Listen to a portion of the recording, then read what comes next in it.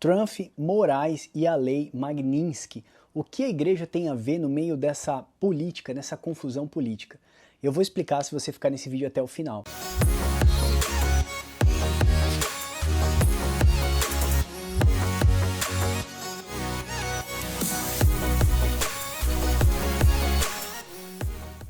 Quantas vezes você já ouviu falar dai a César o que é de César e a Deus o que é de Deus? Essa frase virou quase que um bordão religioso, mas o que ela realmente significa em um tempo onde tudo virou uma guerra política?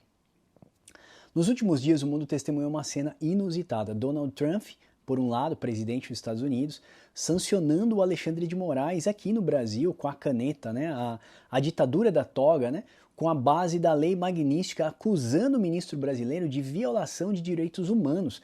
Pessoas morreram na cadeia, não sei se você sabe disso.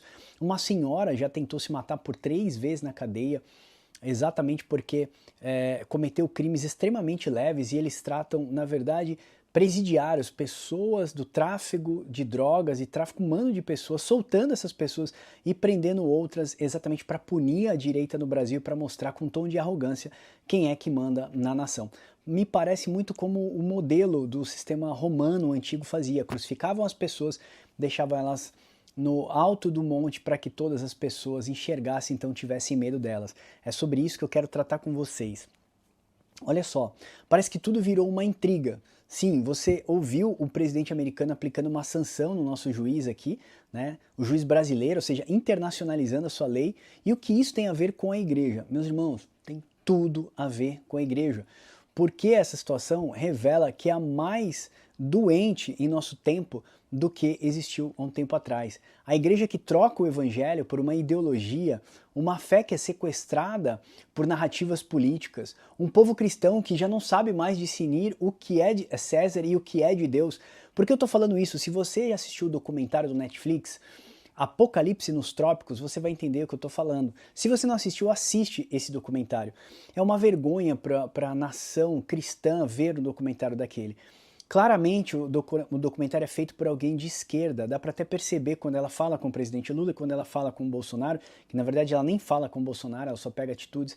Mas eu não estou aqui para falar dessa polarização de esquerda e direita. Veja, apóstolo Paulo foi membro do Sinédrio, possivelmente o apóstolo Paulo conhecia todas as leis políticas e também religiosas da sua época, e você não vê o apóstolo Paulo escrevendo sobre política no seu tempo, o apóstolo Paulo se envolvendo na política. Jesus tinha como um dos seus discípulos alguém que era envolvido com atos e revoltas políticas da sua época, que quando conheceu Jesus abandonou tudo e mudou de vida, porque o chamado do evangelho não é para ter uma política melhor, não é para ter uma mudança da sua nação no sentido político ou financeiro. O chamado do evangelho é para arrependimento. É isso que fala de Gênesis Apocalipse.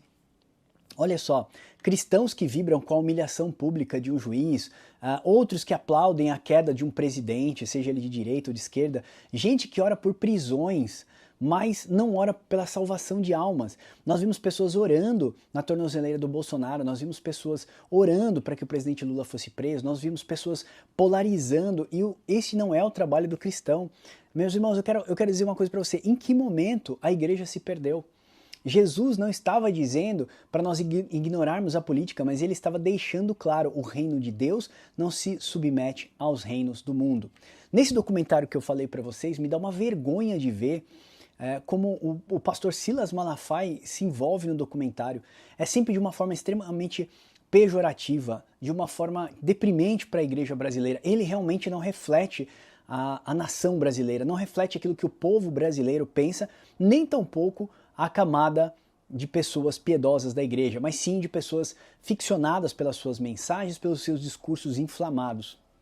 Enquanto você está brigando por políticos, e existem diversos cristãos fazendo isso nessa mesma época, há pessoas ao seu redor morrendo de fome sem conhecer a cruz do evangelho. Enquanto você compartilha vídeos de julgamento do Alexandre de Moraes no seu coração, talvez esteja longe do arrependimento. Enquanto você se indigna com o STF, talvez você esteja tolerando o pecado dentro da sua própria casa, da sua própria rotina, os seus pecados de estimação. A igreja não foi chamada para servir a César. A igreja foi chamada para servir a Cristo. Dê a César o que é de César, cumpra suas obrigações políticas, fiscais, etc.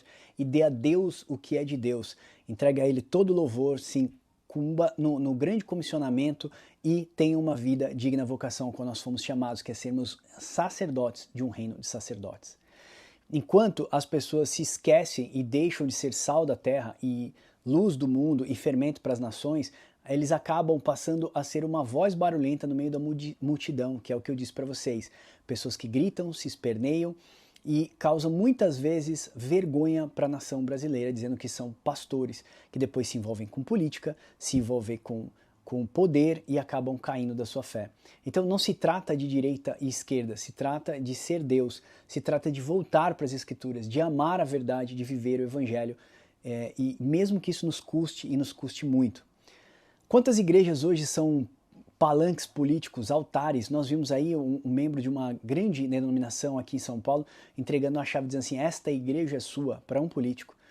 Esta casa é sua, esta igreja é sua. Essa igreja é do Senhor Jesus. Essa igreja não é de político. Essa igreja nem é sua, pastor.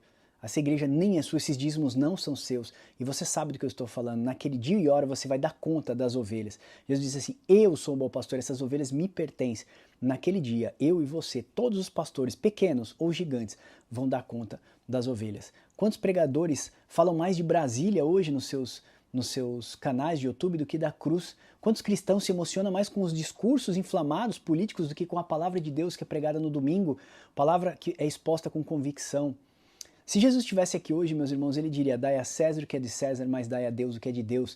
E talvez ele ainda acrescentasse: e parem de dar a César o que é só de Deus.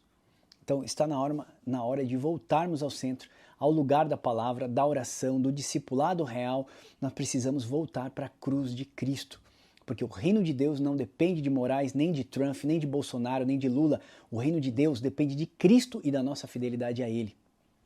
Eu quero convidar você a voltarmos à ortodoxia bíblica.